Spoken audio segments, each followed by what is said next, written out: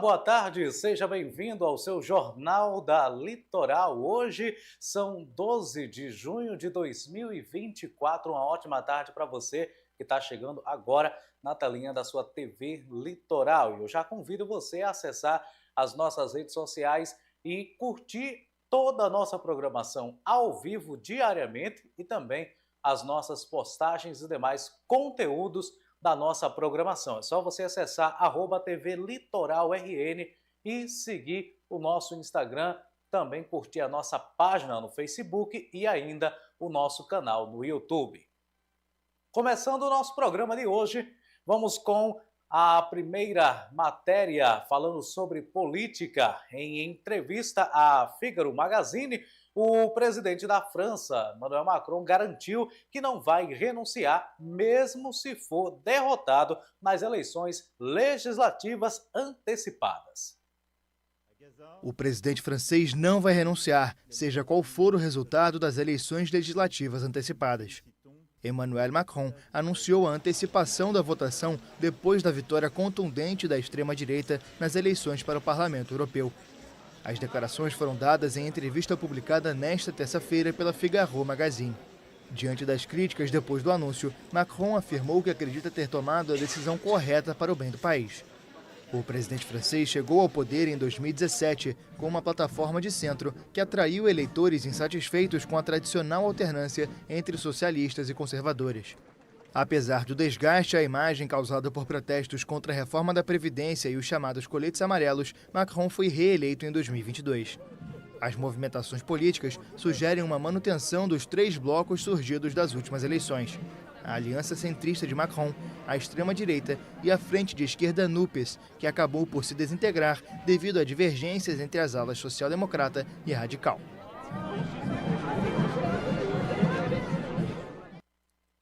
E ainda sobre o presidente Emmanuel Macron, ele também iniciou a campanha para as eleições legislativas pedindo união contra os extremos. O chefe de Estado antecipou a votação para o avanço da extrema-direita nas eleições europeias na França.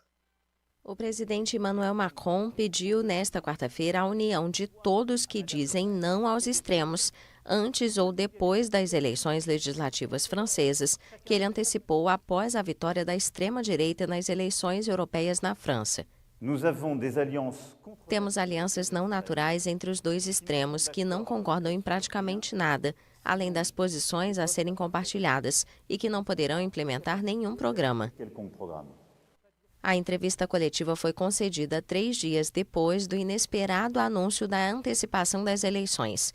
Macron chegou à presidência em 2017 com uma linha de centro, atraindo os descontentes com a tradicional alternância entre socialistas e conservadores. Na reeleição de 2022, ele já se apresentou como alternativa aos extremos. O governo Macron deseja atrair especialmente as pessoas insatisfeitas no Partido Socialista com a formação de uma frente unida com a LFI, legenda que Macron chamou de antissemita e antiparlamentar, assim como os conservadores do LR, que rejeitam o pacto com o diabo da extrema-direita. Ao falar sobre a decisão de convocar eleições antecipadas, que vários analistas consideraram uma aposta arriscada, Macron explicou que é um movimento de esclarecimento político para evitar dar as chaves do poder à extrema-direita em 2027. As eleições legislativas em 2 turnos acontecerão em 30 de junho e 7 de julho.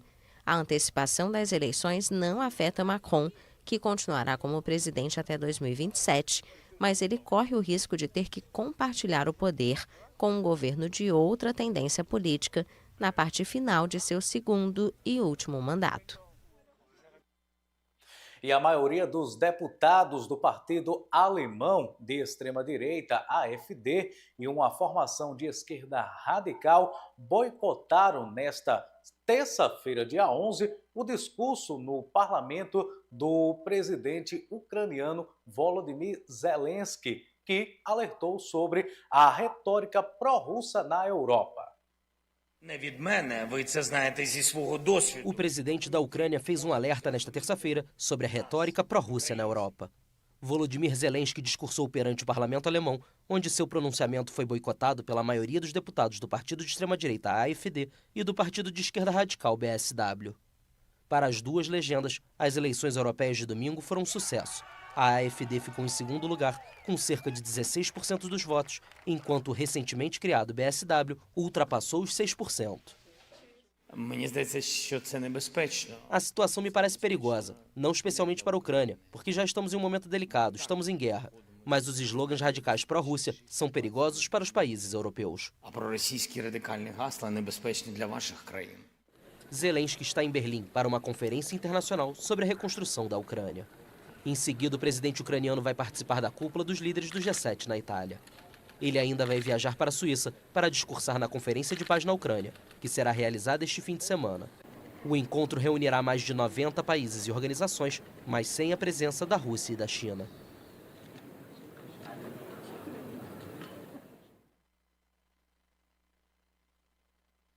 A formação de um novo governo no Haiti, cuja missão será restaurar a segurança e a estabilidade neste país do Caribe devastado pela violência das gangues, foi anunciada oficialmente nesta última terça-feira, dia 11. O Haiti formalizou oficialmente nesta terça-feira o novo governo. O decreto com a nomeação dos membros do gabinete foi publicado no Diário Oficial Haitiano Moniteur. O anúncio ocorre 2 semanas depois do Conselho de Transição designar Gary Conille como primeiro-ministro interino. O premier tem como missão restaurar a segurança e a estabilidade no país do Caribe, devastado pela violência das gangues. Conille, de 58 anos, também vai exercer a função de ministro do interior. O político já foi premier do país entre outubro de 2011 e maio de 2012. Dominique Durpuy, representante do Haiti na Organização das Nações Unidas para a Educação, a Ciência e a Cultura, ficará a cargo da pasta das Relações Exteriores. O Conselho de Transição do Haiti é composto por 9 membros, 7 com direito a voto e 2 observadores, e foi formado em abril. Seu mandato deve ser finalizado mais tardar em 7 de fevereiro de 2026. E a União Europeia anunciou nesta última terça-feira, dia 11, que assinou um contrato marco que lhe permite adquirir cerca de 665 mil doses de uma vacina que previne a transmissão da gripe aviária aos seres humanos. Após as notificações de casos de gripe aviária nos Estados Unidos, México e Austrália, a União Europeia resolveu adquirir cerca de 665 mil doses de uma vacina que previne a transmissão da doença aos humanos. Em um comunicado nesta terça-feira, o bloco explicou que o contrato marco inclui uma opção para mais 40 milhões de doses adicionais. Os contratos com o laboratório Séqueros foram assinados pela Autoridade de Resposta Sanitária de Emergência, entidade criada em 2021 para enfrentar de forma organizada a epidemia do coronavírus. 15 Estados-membros do Espaço Econômico Europeu participam desta compra conjunta. As doses serão destinadas às pessoas mais expostas à possível transmissão da gripe aviária por aves ou animais, como trabalhadores avícolas e veterinários. A vacina do laboratório Séqueros é a única atualmente autorizada no bloco contra a gripe causada em humanos pelas cepas H5 do vírus da gripe aviária. E ainda continuando a falar sobre saúde, a cantora canadense Celine Dion, que sofre de uma doença neurológica uma doença rara que causa a rigidez, afirmou em entrevista que vai voltar aos palcos, mesmo que precise engatear. Acompanhe na reportagem. Em dezembro de 2022, Celine Dion anunciou que havia sido diagnosticada com síndrome da pessoa rígida, uma doença autoimune progressiva sem cura. Nesta terça-feira, a cantora canadense de 56 anos conversou com a rede americana NBC sobre os desafios do futuro na carreira. I'm going to go back on stage, even if I have to crawl, even if I have. Vou voltar ao palco, mesmo que tenha que engatinhar, mesmo que tenha que falar com as mãos. Eu vou. I will. I am Celine Dion. Eu sou Celine Dion, porque hoje minha voz será ouvida pela primeira vez. Não porque seja obrigado ou porque preciso, mas porque quero. Will be heard for the first time. Not just because I have to or because I need to. It's because I want to. A vencedora do Grammy sofre de uma síndrome que causa rigidez nos músculos do tronco e das extremidades e pode causar espasmos graves. A entrevista com a NBC ocorre antes da estreia do documentário sobre sua vida, Eu Sou Celine Dion, no dia 25 de junho na plataforma Amazon Prime. Apesar de não ter cura, o tratamento pode aliviar os sintomas da síndrome da pessoa rígida. Famosa por sucessos como My Heart Will Go On, a cantora teve de cancelar uma turnê programada para 2023 e 2024. Celine Dion já vendeu mais de 250 milhões de discos. Não saia daí, o Jornal da Litoral vai rapidinho para um intervalo comercial e na volta você confere outras notícias e atualizações do Rio Grande do Norte, do Brasil e também do mundo.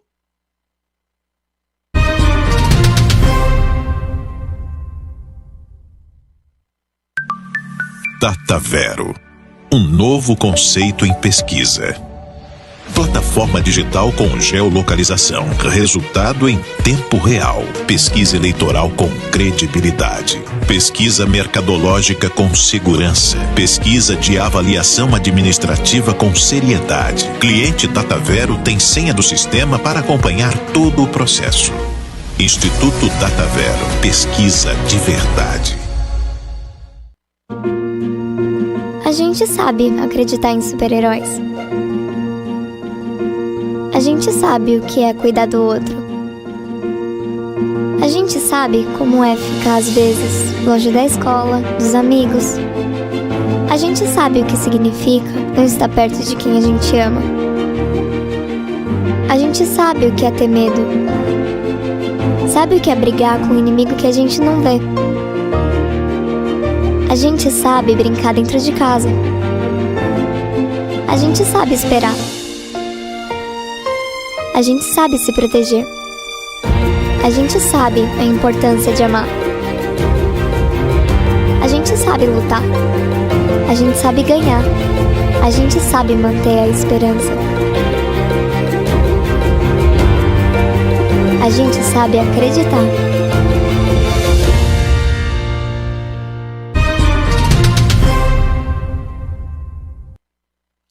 Vamos agora com as notícias da área policial do Rio Grande do Norte. A Polícia Civil do Rio Grande do Norte deflagrou a Operação Las Vegas, que resultou no fechamento de uma casa de jogos de azar no bairro Capim Macio, em Natal. Máquinas caça-níqueis, na ocasião, foram destruídas pela polícia. Polícia Civil deflagra a Operação Las Vegas nesta terça-feira, 11 de junho. Isso mesmo, onde uma casa de jogos de azar que funcionava precisamente em Capim Macio, zona sul de Natal, foi aí, fechada quando policiais civis da Delegacia Especializada ao Meio Ambiente e Assistência ao Turista, Dematur, deflagraram nesta terça-feira, 11, a Operação Las Vegas, que tem como o objetivo de combater a exploração de máquinas eletrônicas como as caça-níqueis e a prática de jogos de azar. A ação ocorreu nesta terça-feira, onde além da apreensão que teve aí no valor de R$5.000, também contou com o apoio do Instituto Técnico Científico de Perícia ITEP. Segundo informações, foi feita um levantamento. A polícia já estava aí no encalço após denúncia, observar que havia um movimento estranho, entrada e saída, a casa funcionava aí 24 horas, foram também destruídas 33 máquinas caça-níqueis. Foram também, além disso, 5 pessoas conduzidas à delegacia, entre elas um homem e uma mulher que foi apontados como responsável pelo estabelecimento. Todos foram autuados no artigo 50 da Lei de Convenção Penais. Com as imagens de Josivan de Melo, Henrique César para a TV Litoral. E os policiais do 3º Batalhão de Polícia Militar prenderam um homem que estava com um simulacro de arma de fogo, que provavelmente era utilizada para a prática de assaltos. O fato ocorreu na cidade de Parnamirim. Noite de terça-feira, policiais militares do 3º Batalhão estavam fazendo patrulhamento em Nova Parnamirim, quando de repente se depara com um homem em atitude suspeita. Os policiais militares do 3º Batalhão realizam a abordagem e daí encontra um simulacro, pistola, como você vê nas imagens de Josivan Melo.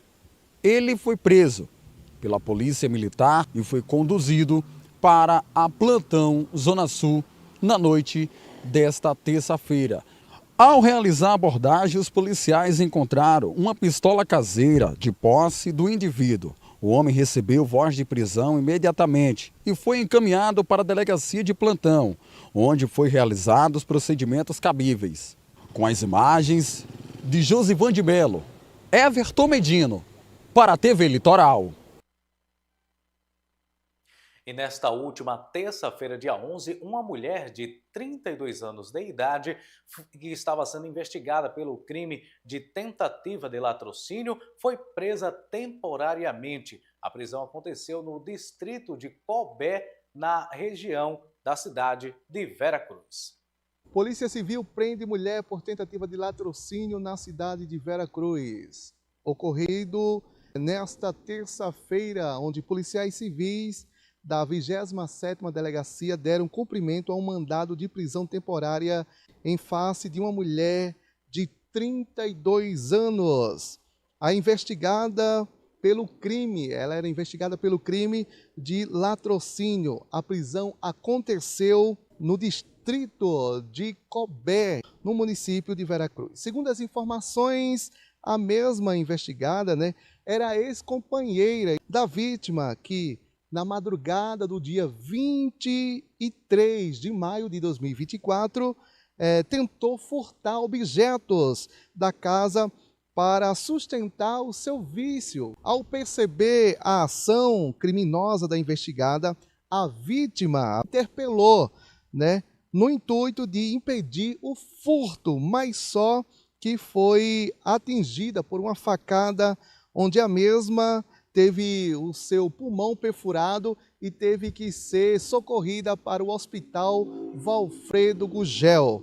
Durante as investigações, os policiais levantaram a informação da periculosidade da investigada, que disse não ter se arrependido do ocorrido, assim como ameaçou outros familiares da vítima, afirmando que terminaria o serviço. A suspeita foi encaminhada ao sistema prisional, onde permanecerá à disposição da Justiça.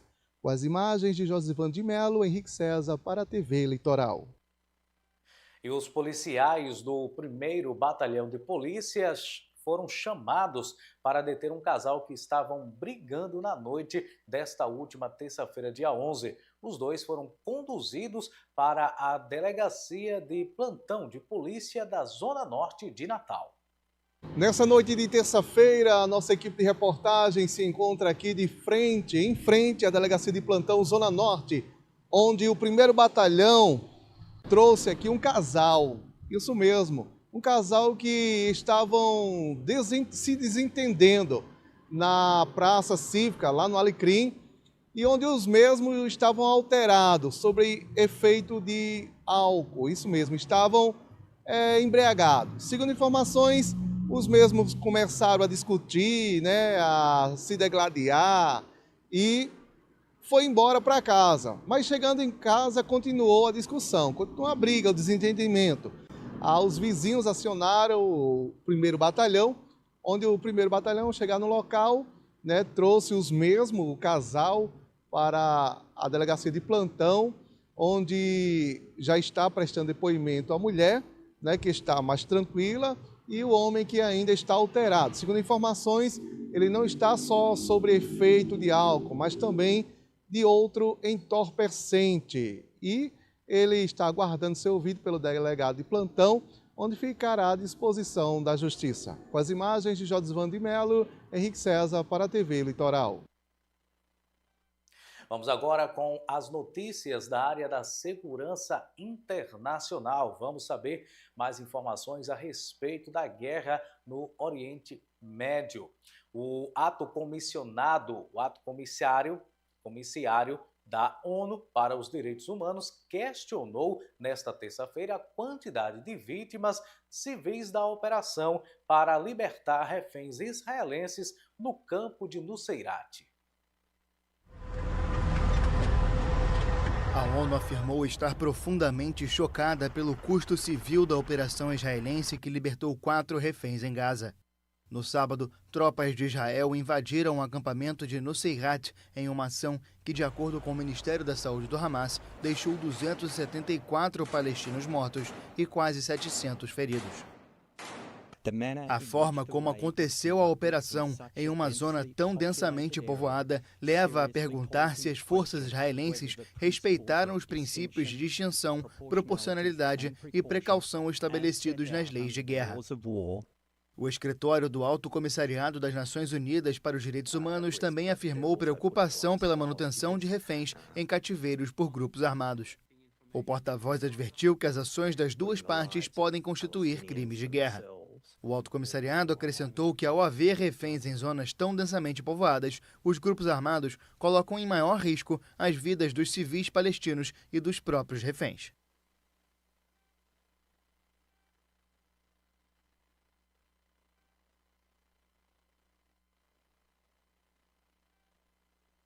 Fazendo só uma pequena correção, eu disse agora há pouco que era ato comissariado, mas o termo correto é auto comissariado.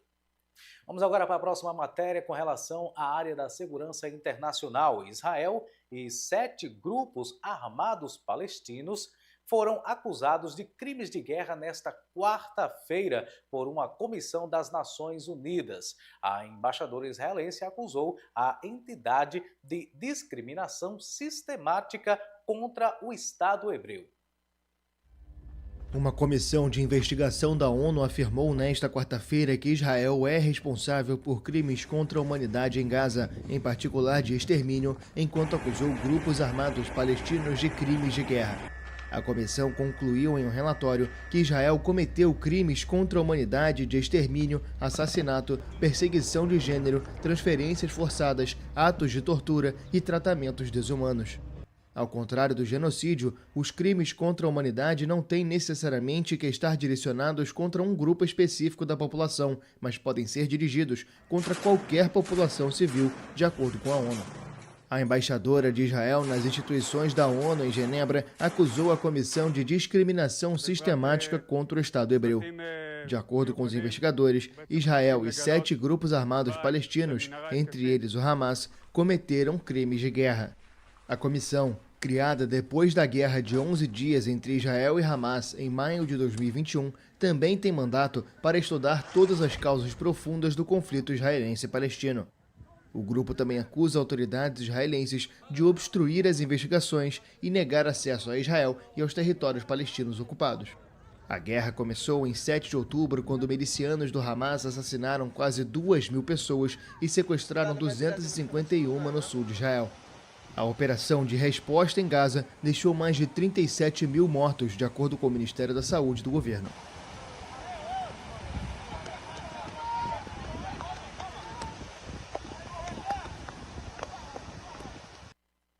E o Hamas pediu na última terça-feira uma emenda à última proposta de trégua na faixa de Gaza, que inclua um cessar-fogo total da agressão israelense no território palestino, uma resposta que os Estados Unidos, promotor do plano, disse estar analisando. A Casa Branca anunciou nesta terça-feira que os Estados Unidos avaliam a resposta oficial do Hamas à última proposta de cessar-fogo em Gaza. O grupo islamista pediu uma emenda que inclua um cessar total da agressão israelense no território palestino. Uma fonte que participa das negociações afirmou, sob condição de anonimato, que o Hamas propôs adicionar ao plano um cronograma de cessar-fogo permanente e a retirada completa das tropas israelenses da faixa de Gaza. A fonte explicou que as discussões vão continuar com a mediação de Egito, Catar e Estados Unidos. Israel ordenou um cerco completo a Gaza em 9 de outubro, dificultando a entrada de comida, água, medicamentos e combustível no território palestino. Apenas os envios e a entrada ocasional de ajuda proporcionaram um alívio para a população de 2,4 milhões de habitantes. A resposta do movimento islamista à proposta de cessar-fogo coincide com a viagem do secretário de Estado americano Antony Blinken ao Oriente Médio. Trata-se da 8ª visita de Blinken à região desde que a guerra entre Hamas e Israel em Gaza eclodiu há 8 meses. O Estado judeu e o grupo islamista estão em guerra desde o atentado do Hamas, que deixou quase 1.200 mortos. A resposta israelense provocou até agora a morte de mais de 36.700 palestinos. E mais de 2.000 supostos membros de gangue que estavam detidos em diferentes prisões em El Salvador foram transferidos para o Centro de Confinamento do Terrorismo, a mega prisão que é um símbolo da luta contra as gangues do país. El Salvador transferiu detentos para uma mega prisão. O governo do presidente Nayib Bukele informou que mais de 2.000 membros de gangues que estavam em diferentes prisões do país foram levados na terça-feira ao Centro de Confinamento do Terrorismo. Inaugurado no começo de 2022, o CECOT tem uma capacidade para 40.000 presos e o governo salvadorenho garante que é a maior prisão da América. Construída em Tecoluca, a 74 quilômetros de São Salvador, a prisão ocupa 166 hectares, conta com um muro de concreto de 11 metros de altura e mais de 2 quilômetros de extensão, coberto por cercas elétricas.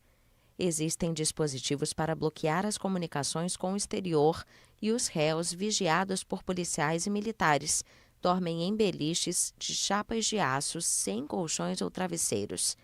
Até fevereiro deste ano, o centro penitenciário abrigava 12.500 membros das gangues Mara Salvatrucha e Barrio 18.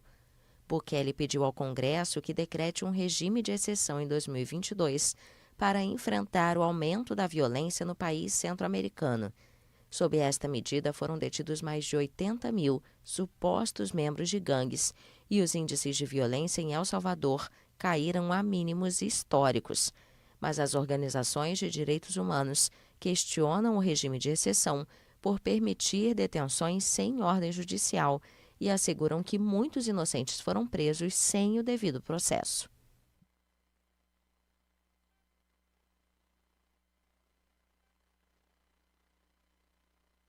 E o Ministério da Defesa da Rússia divulgou imagens nesta última terça-feira de manobras militares executadas em conjunto com Belarus. Em um comunicado, o governo afirmou que os exercícios são uma resposta às declarações provocadoras e ameaças de alguns funcionários ocidentais. Estas imagens, divulgadas pelo Ministério da Defesa da Rússia, mostram uma segunda rodada de exercícios com armas nucleares táticas em conjunto com Belarus, perto da Ucrânia. De acordo com o Kremlin, os exercícios aconteceram no chamado Distrito Militar Sul, que faz fronteira e inclui partes da Ucrânia que Moscou afirma ter anexado. Em um comunicado, o Ministério indicou que as manobras são uma resposta às declarações provocadoras e ameaças de alguns funcionários ocidentais. O presidente Vladimir Putin ordenou os exercícios em maio, depois de comentários do presidente francês Emmanuel Macron sobre a necessidade dos países da OTAN de não descartar o deslocamento de tropas para a Ucrânia. Ao mesmo tempo, o ministro de Relações Exteriores britânico David Cameron afirmou que Kiev tinha o direito de disparar mísseis ocidentais contra o território russo. Os exercícios incluem o sistema de mísseis táticos de longo alcance Iskander, assim como os mísseis hipersônicos Kinzhal, ambos colocados em território bielorrusso pela Rússia nos últimos meses.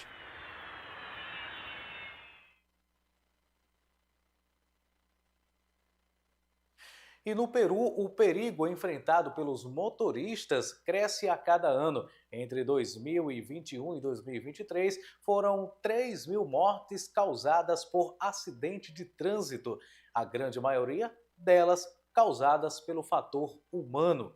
Também as autoridades trabalham para melhorar a fiscalização, mas as fatalidades nas estradas do país, infelizmente, continuam. Os acidentes de trânsito ocorrem quase diariamente nas estradas do Peru. Ônibus que caem no abismo, batidas frontais, pistas invadidas. As cenas se repetem especialmente nos finais de semana. Segundo o Observatório de Segurança do Ministério de Transporte, entre 2021 e 2023, a média foi de 3.000 mortes por acidente. A causa principal é o ser humano. Imprudência no volante, excesso de velocidade e embriaguez.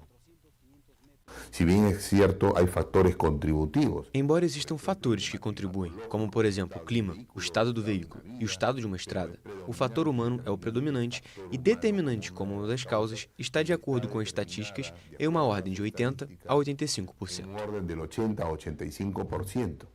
Só em 2023 foram identificados oficialmente mais de 87 mil acidentes e mais de 3.100 mortos. Os esforços das autoridades para melhorar a fiscalização chegaram a reduzir a taxa de mortes por acidentes de trânsito a 9,5 para cada 100 mil habitantes no ano passado, mas as fatalidades nas estradas continuam. O cansaço dos condutores também é um fator-chave. A lei estabelece que cada um tem no máximo 10 horas diárias para a condução dos ônibus, mas na prática o número acaba sendo bastante superior. Culpabilidade de certos fatores, tanto como do condutor ou da empresa, ¿no? Que nos hace trabalhar de repente. A culpa é de muitos fatores, tanto do motorista quanto da empresa, que nos faz trabalhar por muitas horas, praticamente 24 horas dentro dos ônibus. Também tem que ver o estado dos veículos. O estado é péssimo a nível nacional, em sua maioria. Péssimo a nível nacional. Porque os condutores, que são os que estão assumindo. Os motoristas, que são os que assumem a responsabilidade de conduzir o ônibus com as pessoas, infelizmente sofrem de sonolência ou cansaço. Que sofrem de somnolência e cansaço. Em muitos casos, os acidentes vitimam muitos integrantes de uma mesma família. Em maio, foram 60 mortos em apenas 4 acidentes. A Associação de Vítimas de Acidentes de Trânsito denuncia a negligência das autoridades e a omissão do judiciário como os maiores problemas nas estradas. E garante que 80% dos acidentados não são amparados pela justiça nos seus processos contra empresas e autoridades, devido à corrupção do sistema. E o Inter abriu as portas nesta última terça-feira para a imprensa observar a limpeza e a restauração do Beira-Rio após os estragos causados pela enchente no mês de maio. A estimativa é que o estádio volte a receber jogos no mês de julho. A água recuou, mas o estádio Beira-Rio segue marcado pela tragédia climática do Rio Grande do Sul. Equipes de limpeza trabalham duro para recuperar o estádio do Internacional, que já planeja a reabertura. A previsão de reabertura do estádio é no mês que vem, no mês de julho. Ainda não sabemos precisar, né, se na primeira semana ou na segunda, mas estamos trabalhando aí com efetivo 24 horas por dia para entregar para o torcedor o Complexo Beira-Rio já no mês que vem. Cerca de 600 colaboradores trabalham diariamente na recuperação do estádio, com capacidade para 50 mil pessoas. O clube abriu as portas nesta terça-feira para a imprensa observar a evolução da reforma, que ainda não tem valor final. O prejuízo do Complexo Beira-Rio mais do Centro de Treinamentos Parque Gigante ficou na ordem de 30 a 40 milhões. A gente ainda não sabe precisar, né, com convicção esse número, mas vai ficar nessa faixa aí. O Beira-Rio ficou de 15 a 20 dias embaixo d'água e no CT foi um mês. O desastre ambiental no Rio Grande do Sul deixou 172 mortos e cerca de 600 mil deslocados. O Campeonato Brasileiro foi suspenso por 2 semanas devido às enchentes. Olha, uma notícia interessante. O Google anunciou nesta última terça-feira que escolheu o Brasil, onde cerca de 2 celulares são roubados a cada minuto, para testar uma nova tecnologia que usa inteligência artificial para bloquear automaticamente os smartphones e também com o sistema Android em caso de roubo. Acompanhe na matéria. O Google revelou nesta terça-feira que vai testar no Brasil novas ferramentas contra roubo de celulares que funcionam com o sistema operacional Android. O país onde cerca de 2 celulares são roubados a cada minuto será o primeiro do mundo a testar a tecnologia a partir de julho. A gigante americana explicou que a principal novidade consiste em um sistema que usa inteligência artificial para detectar um movimento brusco que indique roubo. A partir daí, a tela é bloqueada automaticamente. Outra inovação anunciada é a possibilidade de bloquear o acesso aos dados do dispositivo de forma remota sem necessidade de senha, utilizando apenas o número do telefone. Há também uma função que permite o bloqueio mesmo sem que o aparelho esteja conectado à internet. A Apple, principal concorrente do Google em sistemas operacionais para telefones móveis, havia lançado funções anti-roubo para seu sistema iOS em janeiro. Segundo os dados mais recentes da ONG Fórum Brasileiro de Segurança Pública, o Brasil registrou cerca de 1 milhão de roubos de celulares em 2022, ou seja, 1,9 por minuto. O problema afeta especialmente os moradores das grandes cidades, como Rio de Janeiro e São Paulo. Aí, com esta notícia, encerramos o JL desta quarta-feira. Agradecendo mais uma vez a você pela sua audiência em todo o Brasil, prometendo voltar amanhã, edição de amanhã, a partir das 14 horas, aqui na sua TV Litoral, com outras notícias e atualizações do Rio Grande do Norte, do Brasil e também do mundo. Fique agora com a sessão Heróis. Em seguida, às 5 da tarde, tem o Cidade Urgente, segunda edição. Logo em seguida, Natal News, também trazendo outras notícias do Rio Grande do Norte. Um forte abraço, fique com Deus e até amanhã, se Deus nos permitir. Até lá!